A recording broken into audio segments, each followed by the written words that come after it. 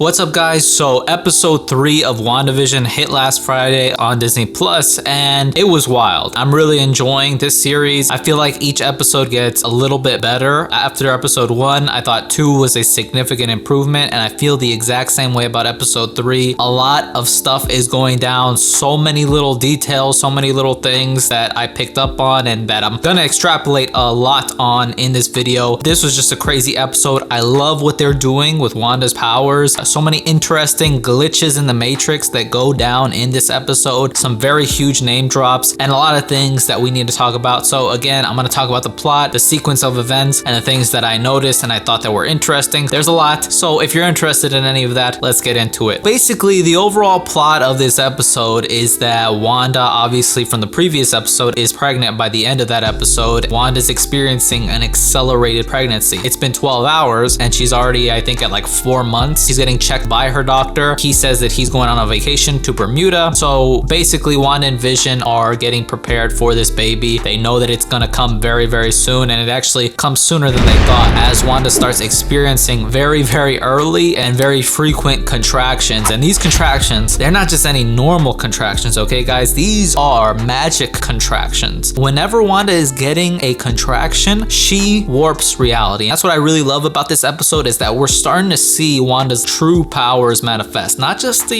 red glowing telekinesis or blasts, or, some of her mind control that we did see in Age of Ultron that, I watched recently and I remembered, but we're seeing her real hardcore powers start to take form. And so I'm very excited for that. I mean, she's turning toy butterflies into real butterflies, transforming coats into different coats, making the vacuum cleaner do her bidding, making drawings come to life. She's commanding wind. She's doing all sorts of crazy stuff, and I just absolutely love that. Wanda's water breaks, and I love how it manifests, like the sprinklers and everything. They come down when Wanda's water breaks, and so basically Wanda's gonna have the baby already. Vision runs to the doctor and tries to get him back here so he can deliver the baby because he's supposed to go on vacation, so he's kind of pressed for time. And that's the thing, Vision has these powers now, like Quicksilver. He even has similar hair to Quicksilver, so there's a lot of weirdness going on. And he also, before this whole ordeal, when Wanda's water breaks, he notices Herb doing some odd stuff. Herb is out there with his garden tools and he's cutting through bricks, when he should be inside cooling, chilling. He's doing a whole bunch of nonsense, and Vision notices that. Herb is just like, thanks, buddy. And that was it. And it was just like another one of those glitches in the Matrix. So basically what happens is Vision goes out to go and get the doctor back, and Wanda's just trying to hold off on her contractions as they get more painful and more frequent. She gets a visit from Geraldine, Monica Rambeau. It's one of those scenarios where the main character is trying to hide something and doesn't want this other character to see. It's a whole little thing, and Geraldine's kind of overextending her welcome, and Wanda's just trying to get her out of there. Basically what ends up happening is Geraldine helps Wanda deliver one of the babies. Obviously we know that they're going to be twins when Vision finally comes back with the doctor on his back. Vision ran the doctor back at super speed, and he also said that he had super speed. I'm just like, that's another glitch in the Matrix right there, okay? This is a lot of weirdness that is going on, and the doctor doesn't seem to be affected by it. It's almost like in the first episode when Mr. and Mrs. Hart, they just had like a whole ordeal and then they just leave like nothing ever happened. So that was the second weirdness, I guess, or maybe the third, because this is the third episode. Maybe I'm forgetting one. That was very, very weird. The second child, Billy, comes out and they have their 2 little twins. Also, just like when Wanda is having these contractions and when she's actually giving birth, there's like a kind of like a haunted house kind of thing going on where the paintings are spinning, stuff is blowing up. It's all a bunch of craziness, and I really like that. I like that her powers are inadvertently doing this. I think it shows also just how powerful Wanda is and how great her power is. So I really actually like that. I thought it was pretty cool. And now we get into the last 5 minutes of the show, which is just so incredibly tense, because what transpires is Geraldine, she slips the word twins, and that sparks something in Wanda's mind, and she's like, I was a twin. I am a twin. My brother Pietro. That was like a whole crazy thing. She dropped Pietro's name. So I'm just like, you got Vision over here running like Pietro. We know he's coming back. That's just what it is. And while this is happening, Vision is outside and he notices Agnes and Herb like talking kind of secretively. And that's when Agnes asks, like, hey, is Geraldine in there? I wouldn't trust her. She's kind of weird. She is new to this town. She doesn't even have a home. And when she was in the house, she was telling Wanda all about her having a home. I was very curious about that as well, because Geraldine, she's wearing the sword necklace. She was outright lying to Wanda. What the hell? And there's so much tension because you can tell that Herb wants to tell Vision like what's going on, and he says she's only here because we're all, and there's so much tension there, and Agnes doesn't want to him to say anything. After that whole moment, which is such a tense moment, they leave and they're just like kind of act like nothing ever happened, which is crazy because it's like, do they slip in and out of like consciousness out of this act? Very curious about that. What's happening inside is that Geraldine just completely effed up the vibes by saying, oh, he was killed by Ultron, right? Like, why do you have to mention that? Why do you guys say it like that too? Then that's when Wanda, you know, the gears start spinning and she starts waking up. Like, how do you know? Who are you? And Geraldine doesn't know what to say. She's like befuddled right now. She's tongue-tied. She can't answer any of Wanda's questions. Wanda asks her about her necklace and everything, and she is not saying shit. And Wanda's like, I think you should leave. And she kind of snaps back a little bit like, oh, don't be like that. Come on. Basically, when Vision gets back into the house, Geraldine is no longer there. And we saw it from the trailers that like Wanda like expels her for the reality, and we see it at the end, that bubble or whatever. That's the end of the episode with Wanda and Vision and their two baby boys, and Vision is like, what the hell? What's going on? Even earlier on in this episode, we had another one of those rewind moments where Vision is kind of onto something, but it just gets rewinded and everything's good. It's one of those same things where something is obviously wrong, but then there's a little rewind, there's a little event, and they just act like nothing ever happened. So that's basically the episode. It just ends on us seeing the bubble and the actual real world Westview. But there's so much stuff to extrapolate from this. First off, the intro, so many hexagons. We've been noticing a pattern with 6 hexagons. It can mean so many things. You can extrapolate so much from that. 6 Infinity Stones, 666, the devil. Obviously, we think Mephisto is coming. I personally think he's coming. And then also hexagon, hex, like hex magic, you know, Wanda's magic. There's just so many little hidden details that are just gonna be getting more light shed on them as we go further and further into this series, which is just very exciting. Like, the hype is built so well in this show.